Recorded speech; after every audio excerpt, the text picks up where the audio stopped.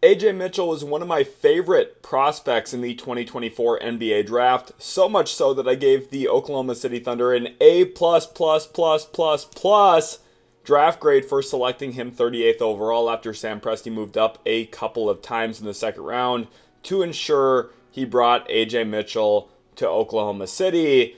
And boy, what a decision that has been so far for the Oklahoma City Thunder, because Ajay Mitchell's off to a great start this season, averaging over 17 points per game, 4 rebounds a night, as well as 4.1 assists. And he's doing this in just 28 minutes per game, a lot of it playing off of Shai Gilgeous-Alexander, but then also functioning as the spell offensively for the Thunder offense when Shai doesn't have the basketball. And it's been a tremendous pairing between Mitchell and Shai Gilgeous-Alexander while Jalen Williams has missed time. Obviously, Nikola Topic dealing with some health stuff. We have to keep him in our prayers and hope that he recovers and is finally able to focus on basketball. But Ajay Mitchell's stepping up in a big way, and he's doing it efficiently with a near 58% true shooting percentage early in his sophomore season. And if you go back, what I thought of Ajay Mitchell pre-draft, I had tweeted this about 4 months prior to the 2024 NBA draft, a picture of Ajay Mitchell next to a picture of Jalen Brunson. Brunson was another one of those prospects. Despite dominating throughout college basketball, he was overlooked for a few reasons: size, his play style, and age. And all of those things were negative factors with evaluators looking at Ajay Mitchell. I never really understood why, because he was such a talented player for UC Santa Barbara. So I wanted to use this video to not only take an early victory lap, but also to highlight what Ajay Mitchell's been doing extremely well. I know Oklahoma City Thunder fans absolutely love this guy, so I hope you also love the video. Be sure to leave a like and subscribe if you do. And I think the best place to start is with the drive stats here for Ajay Mitchell. This is what I think is separating him from a lot of other players, especially from that 2024 draft class. He ranks 18th in the NBA right now with a minimum 7 games played requirement in drives per game. And that's a very impressive feat for someone who, again, just 18 months ago, even less than that, was a second round pick. He's getting to the rim a lot, he's generating paint touches, and he's forcing the defense to react to him. And I think specifically with his ability to handle the basketball, we're going to look at some film here in a second and break down exactly what he's doing to find success on these drives. One of the things I've really loved, though, is he's not turning the ball over at all, and that was something I highlighted pre-draft with his ability to play off of 2 feet, play into traffic, keep his dribble alive in tight spaces. He's not going to be a super turnover-prone player, despite being able to handle pretty high usage rate. And I think that's a huge instrumental piece for why not only Oklahoma City's 10-1 right now, even with some of their key pieces in the backcourt missing, but it's a key reason why Ajay Mitchell is finding so much success. So let's dive over into that video here. We're going to start with just some straight line drives. You're going to see his touch, you're going to see his burst, the ability to beat guys off the bounce, and then get into traffic and finish with nice coordination, extended lays around big men, through traffic, knifing into the defense.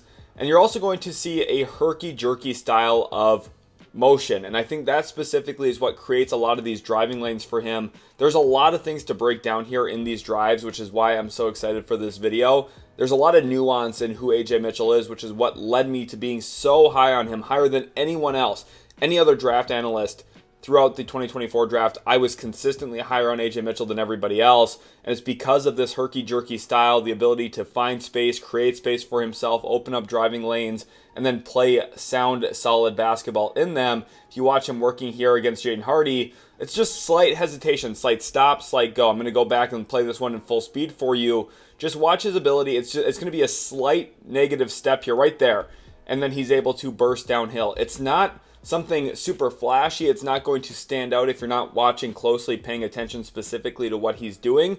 But that slight hesitation, that slight negative step is giving him a little bit of that change of pace, the change of direction at times as well, to open up driving lines and then hit the gaps and actually succeed off of them. I think this next clip against Dallas from earlier this year is another great example. Here he's working against PJ Washington, gives a slight ball fake, gets PJ up on his toes a little bit, and then he's going to go right here. And then this is where the footwork, which is what he had at UC Santa Barbara as well, stands out to me in a big way. He's got PJ Washington here on his left hip, And if you look at his footwork, he's coming down to a jump stop. His left foot will ultimately be his pivot foot right here. That's important because I want you to pay specific attention to what he does with his right foot in order to beat PJ Washington still toward the rim. At this point, he's picked up his dribble. A lot of guards are stuck in this spot, but this is where Ajay Mitchell's ability to work with his footwork, and notice he again takes that right foot, uses his left foot as a pivot, and takes extra space with a forward step to get toward the rim, and then shows off some of that touch as well, which was the main calling card for him pre-draft. Here he is now playing off the ball, and this is where his ability to play off the catch function next to a guy like Shai Gilgeous-Alexander has been really impressive. It's been, honestly, in a lot of ways, very remarkable for me to watch him next to Shai because it reminds me a lot of what Jalen Brunson looked like next to Luka Doncic early in their Dallas tenures together. Here, Mitchell, again, giving that ball fake. He's setting up his defender, Cedric Howard, and then he works into the paint and then goes to a stride stop. I'm going to back it up just a little bit so you can watch this full speed here. The stride stop is what opens up that passing angle for a patented Isaiah Hartenstein floater from about 8 to 10 feet away from the hoop. It's just little footwork nuance. Here, watch him keep his dribble alive a bit, explore space, then get to a jump stop. This is a very easy pass, but notice what he's doing with his footwork as he drives into the lane here. Dennis Schroeder has his eyes on him. And the ability to get a deep paint touch here. He is close to the hoop. You're within 6 feet of the hoop. You're putting a ton of pressure on the defense, and especially in the NBA, players turn their head all the time. And a slight lift up here from Cason Wallace, an on-balance play from Ajay Mitchell allows him to make an accurate pass, force a closeout. Cason Wallace drives the basketball off of that closeout.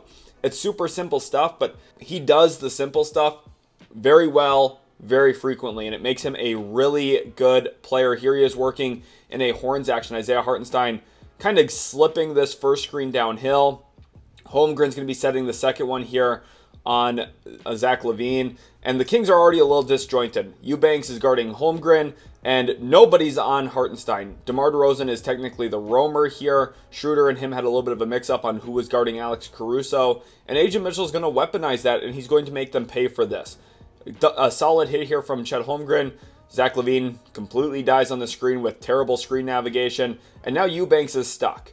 And for a lot of guards, they would leave their feet, go to a floater, make a preemptive decision before making the defender commit. Watch what Ajay Mitchell does. 2 feet on the earth. This is, again, a huge thing I talked about pre-draft with him. He does a tremendous job getting points of contact on the floor so that he can change his mind when he has to. Here he's looking to shoot this basketball. Drew Eubanks, though, meets him with a high hand. This is now a contested mid-range jump shot, but as you can tell on the weak side, since Eubanks had to step up toward Mitchell, Isaiah Hartenstein is rolling clean to the hoop, and Mitchell just changes his mind. Gets to where he wants to be, realizes, hey, I'm not open, let me find the guy who is. Very simple stuff again, but it's very effective. Here he is working with Shai Gilgeous-Alexander. SGA off of a ram screen here from Hartenstein is coming up and will ghost this screen out to the wing. And this slight advantage that this action will put Ajay Mitchell in here as Shepherd gets tagged just a little bit on the screen, but now is forced to try and beat him downhill.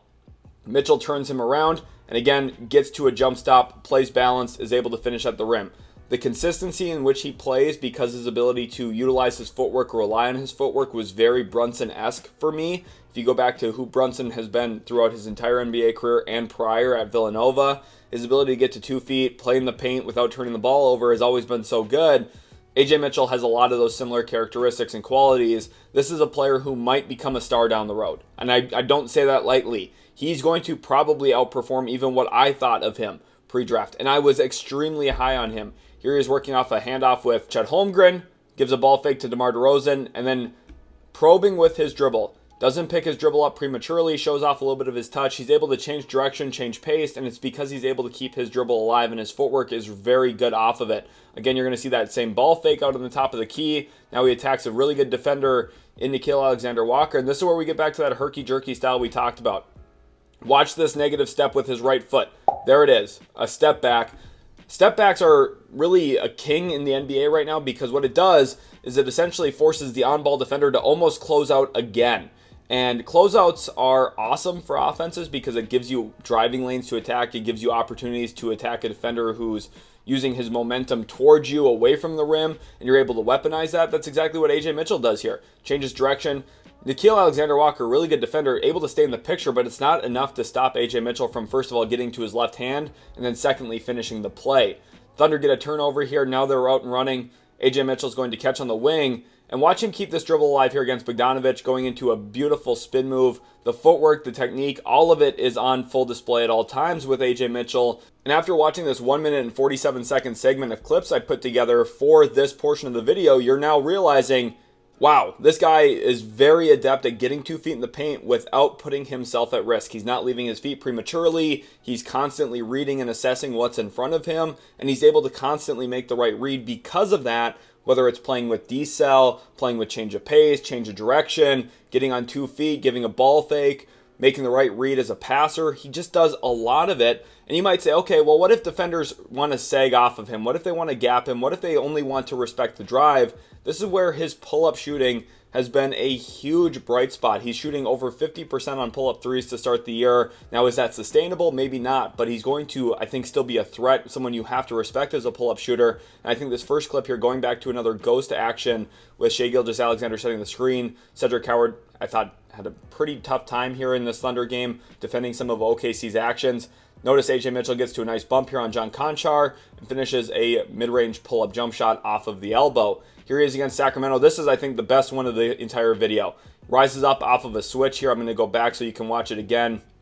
The Kings here between Devin Carter and Keon Ellis, 2 really good defensive guards in the NBA, by the way. They're willing to switch this small-to-small screen after Cason Wallace sets the action.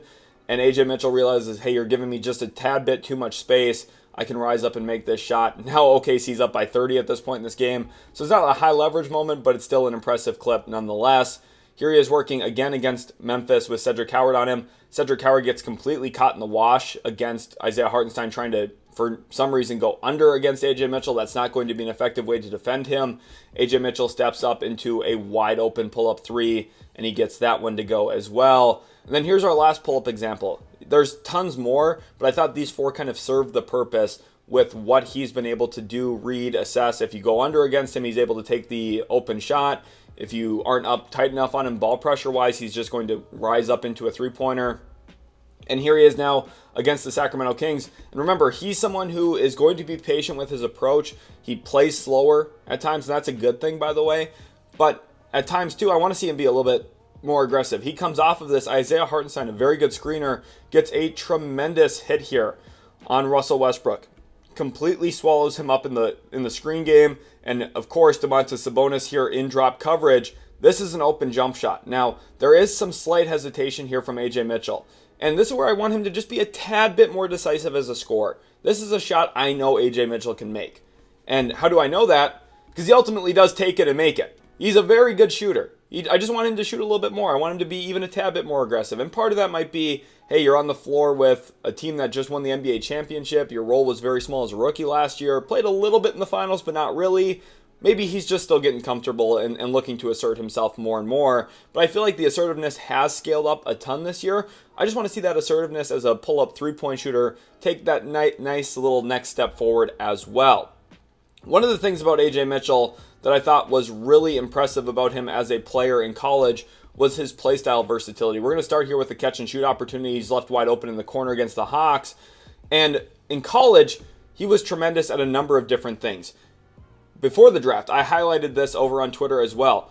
For UC Santa Barbara, he ranked 97th percentile-wise in volume as a pick-and-roll ball handler across the nation.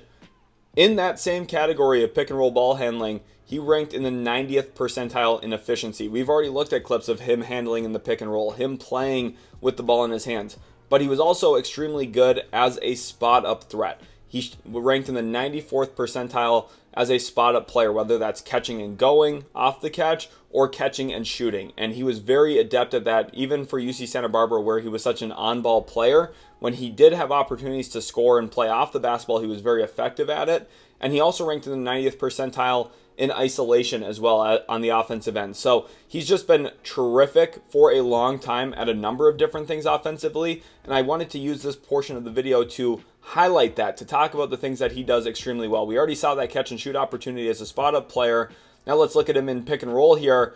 Just makes a nice soft, easy read. to Jalen Williams. Now, Jalen Williams doesn't make the shot here, but of course, Isaiah Joe and the Thunder, as they do, keep the play alive in so many different ways. And Ajay Mitchell now gets a spot-up chance after that pick-and-roll rep earlier, and he pays that one off. You can tell the process and the results both point to a lot of really good things when Ajay Mitchell has the ball in his hands and when he's playing off the catch as well. Here, Isaiah Joe attacks a closeout against KCP. Watch as the ball moves here. Ajay Mitchell, with all eyes turned toward the basketball, again, a very bad habit for a lot of NBA defenders, by the way. See-man, see-ball. Basic middle school basketball. Ajay Mitchell does a very good job finding some weak spots, and he cuts pretty effectively. We've seen it off of Isaiah Hartenstein this year a good amount, but I thought this was a great example of him finding the weak spot of the defense while the ball swings, and that's a brilliant cut there, and ultimately he does get the layup to go off of it as well. Here he is now on defense. Nickeil Alexander-Walker throws a lazy pass. He's able to get out and run. He's been a good defensive playmaker as well early in his career, averaging about 1.8 steals per game this year for the Thunder, and again, just 28 minutes of work. So he's putting in some work on the defensive end of the floor as well. And then here he is off of handoffs. This is another thing that I think next to Isaiah Hartenstein has been a real bright spot for the Oklahoma City Thunder. I'm going to back it up and let this clip play full speed so you can see him working off of this action. And the Kings, with Drew Eubanks on the floor again, they're just not going to be able to match this talent level, and their defense isn't cohesive enough to find success against good decision making like Ajay Mitchell's been able to exhibit. Here he is off of another handoff. I'm going to back this one up too because this one is probably his best clip of the entire video, if we're being honest. A brilliant over the shoulder pass to the rolling Hartenstein on the empty side after a handoff. It's just beautiful stuff all in all, and I think this last clip here does a great job of it as well. Gets the ball, flows into an immediate action, and Hartenstein slips downhill against Kevon Looney, catches the lob on a pinpoint perfect pass. You can tell why it's so easy to be extremely excited about who Ajay Mitchell is as a player. He does so many things well, both with the ball in his hands and off the basketball. He's turning into a hugely important offensive player in the NBA, someone that a bunch of other teams are going to express interest in long term. Will he have a Jalen Brunson career arc where, you know, like I talked about pre-draft, where he has a lot of those same characteristics? Will it be a second team like New York has been for Brunson that fully unleashes and unlocks him? Or will the Thunder know what they have and keep him around Shai Gilgeous-Alexander and Jalen Williams? The second apron, all of that stuff might come into play here. But just like we talked about pre-draft, Ajay Mitchell, a lot of similarities to Jalen Brunson, and it's been a whole lot of fun to watch him start to unlock some of his skills and put them on full display with the opportunity he's been given this year. Thank you all so much for watching. Really hope you guys did enjoy. If you did, leave a like, subscribe to the channel for more NBA content, and we'll catch you in the very next Utility Sports video.